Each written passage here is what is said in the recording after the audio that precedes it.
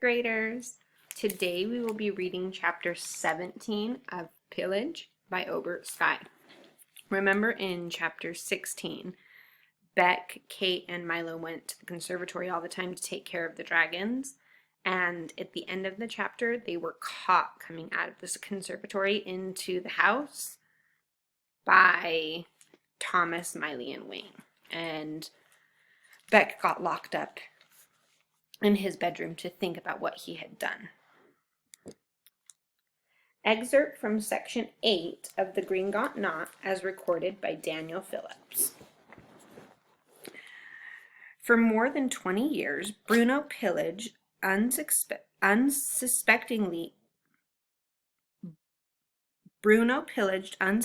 towns, some as far away as 100 miles, under the cloak of darkness, but his dragons would never strike on the Isles of Maine. They would fly over the Irish Sea, pillaging villages far away. In the beginning, when the dragons would die, 2 stones would appear. But as the years continued and the new dragons perished, the stones were not always there. Some deaths produced 1, but most would die and leave nothing. Bruno began to wake the stones only when there was a real pillaging to be had or at tax time. Then, in the summer of 1852, the peddler appeared. Chapter 17. Still Sick. It took me a few minutes to clean up the book. I couldn't get to the bathroom sink, so I had to use a lot of spit and one of my older shirts to wash off the cover. Slowly, a raised design emerged on the front of the book. At first, I thought it was a large smashed flower, but as the grime came off, I could see an image of 2 large dragons knotted together. My heart leapt. I worked on the title below the dragons, and in time it spelled out The Green Got Not. In smaller words beneath the title, I read The House of Pillage. I liked how the book looked. The worn brown leather and raised front made me feel like I held something valuable and important. I opened up the book and discovered that the title page had been ripped out. There was a short dedication on the next page that read, "For the sake of equality." The dedication had an illustration of a dragon's nest around it, though I wouldn't have known what it was if I hadn't seen the real thing. The book was filled with a number of handwritten entries and appeared to be a record of one family's history. The word pillage was peppered throughout the pages. I looked it up in my dictionary. Pillage, the act of looting or plundering, especially in war. I hadn't noticed right off, but when I flipped open the Grim Got Not, I saw a number of names written in ink on the top corner of the inside cover. Cold wrapped around my heart as I saw my uncle's name. If this was his book, and if the book was about dragons, and both facts certainly appeared to be true, then my crazy old uncle knew more about dragons than he was letting on. I laid on my bed for a long time, thinking of what the best course of action might be. It was obvious. I had to talk to Aaron immediately. I closed the book and got up, only then remembering that I was locked in. My key wouldn't turn my lock, and the door was way too solid to kick down. I triple searched the room for some sort of hidden door or tunnel.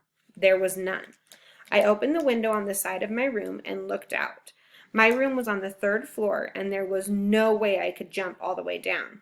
There was a 6-inch ledge right below my window.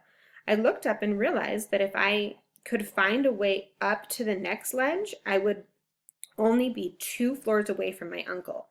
There were some trees and shrubs nearby, but no matter how hard I concentrated, I couldn't make them grow upward and rescue me.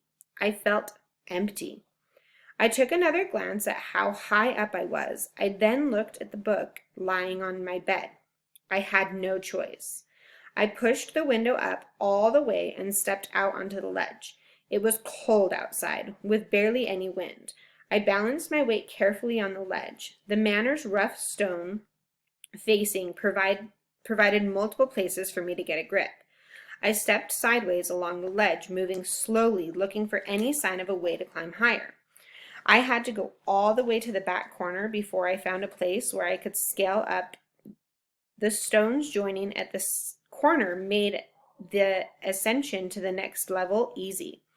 I decided to stick with the corner and climb up to the next floor like an inexperienced Spider-Man. A light, bitter rain began to fall. At the top of the sixth floor, a balcony ran along the entire crown of the manor. I climbed past a huge gargoyle and crawled over the balcony rail. I walked around the entire balcony in the rain. Not a single window or door was unlocked. I needed to get just a little bit higher. I saw a column of small stained glass windows. The way they were set in the stone created a small ladder. I put my foot on the sill of the lowest window and began to climb.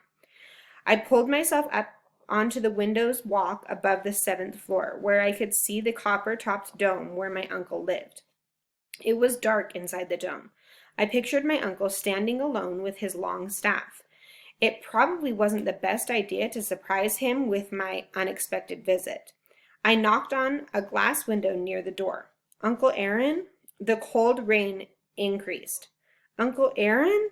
He stuck his head out of an open window and looked at me as if I were a shadowy vision. "It's me," I said. "Beck." "Beck? Again?" "I need to talk to you," I begged. My uncle reacted his head, and a couple of seconds later, the glass door swung open. I walked into the dark room as Aaron pulled the door closed. "What are you doing?" he asked harshly. I need to talk to you." He looked down at the trap door.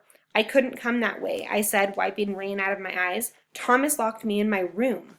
"What?" "They locked me up." "I'm sure they had reason," he said uncomfortably. "Now leave." "What?" "You were not invited." "I need to know something," I said firmly, pretending I wasn't scared to be around him. "I'm busy," he insisted. I looked around the shadowy room, wondering what in the world he was busy with. "They locked me up," I argued. "The manor can be a dangerous place." "I'm aware of that," I said. "I've been locked up." "You should be with Francine," he scolded. "She's gone," I pointed out, "and I have no one else to go to." Aaron sighed. "I'm not good with children," he said. There was nothing new in that statement.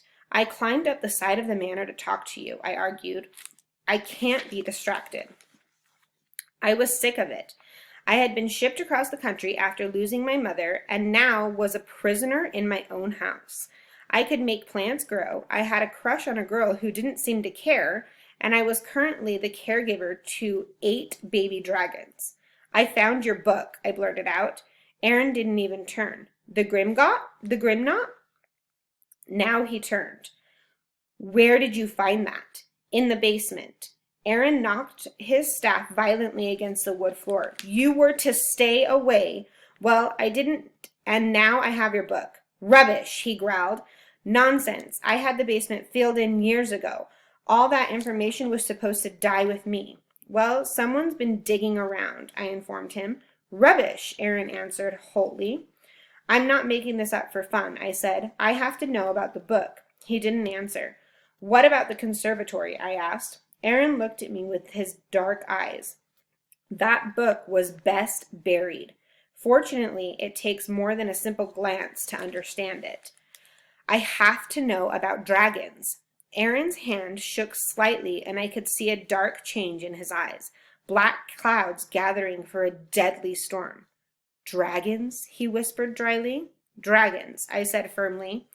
Aaron stared at me. He breathed out slowly, letting his shoulders drop. "Dragons?" he finally said. "Well, unfortunately, they are a far more complicated thing." "I've got all night," I insisted, sitting down on a pelt as far from his as possible. "I can't tell you," he said sadly.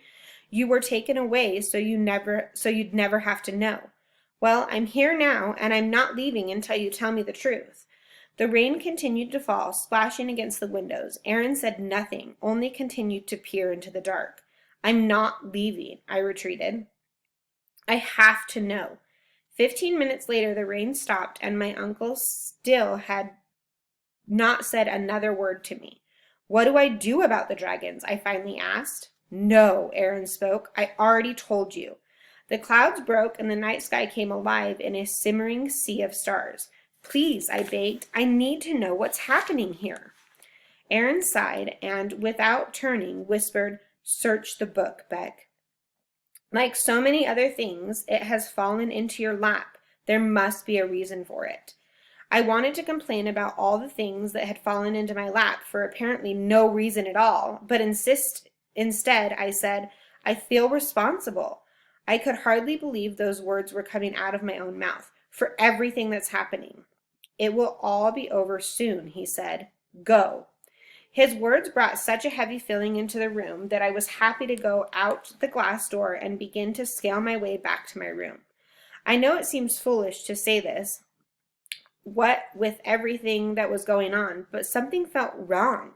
I wanted to blame the feeling on the fact that the walls were slippery and dangerous, and that at any moment I could fall to my death, or that my uncle seemed to speak only in riddles. But the feeling was deeper and more depressing than either of those thoughts combined. Something wasn't right. I thought about climbing all the way down to the ground floor and running away, but I had nowhere to go. I had to believe that Thomas and Miley would let me out as soon as morning arrived. I made it to my floor and scooted along the edge until I was back at my window. I climbed in and closed the window behind me. I was planning to read, but after staying up half the night with my unhelpful uncle, my eyelids were so heavy that no matter how I fought against them, they just wouldn't stay open. I left the book beneath my mattress and fell into a deep sleep. Okay, my friends, on Monday we will find out if he gets let out of his room. I will see you then.